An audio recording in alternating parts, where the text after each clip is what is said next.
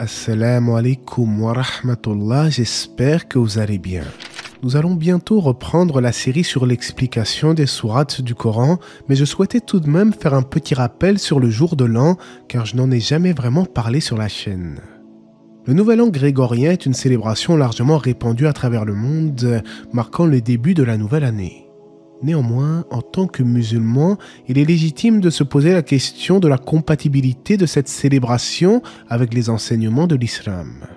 En effet, dans notre belle religion, les musulmans n'ont pas besoin de célébrer d'autres fêtes que les leurs. Ils n'ont en réalité que deux fêtes, à savoir l'Aïd al-Fitr, la fête de la rupture du jeûne, et l'Aïd al-Adha, la fête du sacrifice. D'après Anas, on rapporte ce hadith, lorsque le prophète alayhi salam arriva à Médine, il trouva que ses habitants avaient 2 jours durant lesquels ils se divertissaient.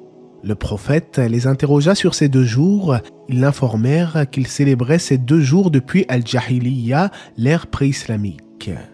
Le prophète alayhi salam leur a dit qu'Allah leur a donné en échange 2 jours meilleurs, la fête du sacrifice et la fête de la rupture du jeûne. En partant de là, le musulman doit se satisfaire de ses propres fêtes et ne pas chercher à célébrer celles des autres. Même certaines fêtes soi-disant islamiques n'ont aucune origine dans les textes islamiques, comme la célébration de l'anniversaire du prophète alayhi salam, alors que dire de la fête de fin d'année du calendrier grégorien? Cela ne convient pas à un musulman. On entend aussi parfois dans le monde du travail des histoires de bouteilles de champagne ou de vin que les entreprises offrent à leurs salariés. En pleine connaissance de cause, beaucoup de musulmans se sentent obligés d'accepter ces boissons alcoolisées afin de les redonner à leurs collègues non musulmans par solidarité soi-disant. Personnellement, je n'ai jamais été d'accord avec cette opinion. Refusez tout simplement, soyez ferme. Il y a quelques années en arrière, lorsque je travaillais dans une entreprise, le patron m'a proposé une bouteille que j'ai refusée. Il a insisté, mais prends-la, au pire tu la donneras à l'un de tes collègues. Je lui ai dit non, je suis musulman, je n'accepte pas de prendre cette bouteille. Et là, il a compris. L'année suivante, il ne me l'a même pas reproposée. Certains pourraient alors rétorquer, tu abuses pas un peu tout de même, c'est pas toi qui bois cet alcool.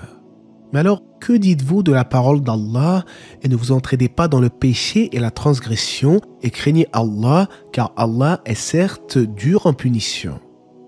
J'aimerais aussi me tourner vers les jeunes en particulier. Vous êtes peut-être sollicités par vos amis. Allez, viens, on va s'amuser. On est jeunes, il y aura des femmes et de l'alcool, ça va être cool. Fêtons le nouvel an ensemble. Petit conseil, mon frère, reste chez toi. N'aie pas peur de passer pour un idiot auprès de ton entourage. La religion de l'islam n'est pas quelque chose que l'on adopte une fois vieux ou uniquement durant le mois de Ramadan. C'est toute l'année que l'on doit craindre Allah et être musulman. Tu as peur d'être seul? Va à la mosquée, ouvre le Coran.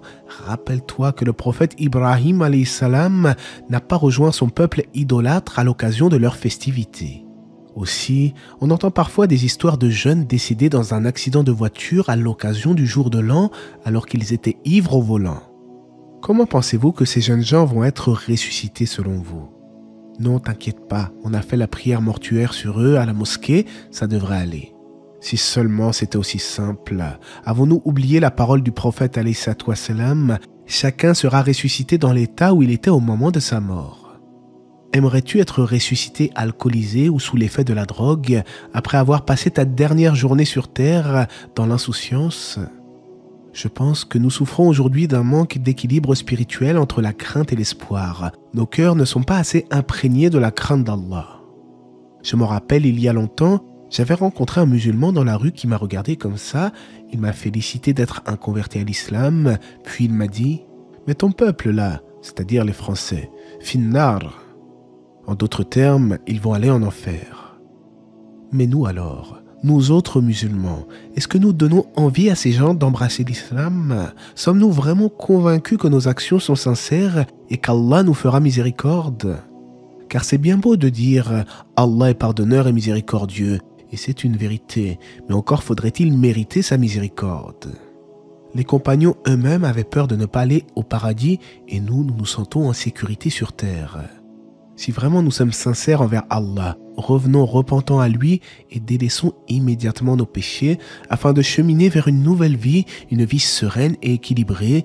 Et Allah nous dit au sujet de l'insouciance: et quiconque se détourne de mon rappel mènera certes une vie pleine de gêne, et le jour de la résurrection, nous l'amènerons aveugle au rassemblement. Contrairement à ce que beaucoup de jeunes pensent, profiter de la vie et de sa jeunesse, ce n'est pas faire la fête.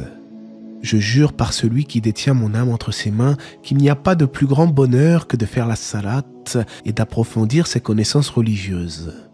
Notre véritable bonheur ne se trouve pas dans l'accumulation des richesses et dans le divertissement, mais bel et bien dans notre religion. Nous avons tous les clés pour être heureux, mais nous ne les utilisons pas. La vie de ce monde est en fait à l'image d'une femme séduisante qui t'appelle au loin. Elle te charme, te fait courir après ses illusions, te promettant bonheur et satisfaction.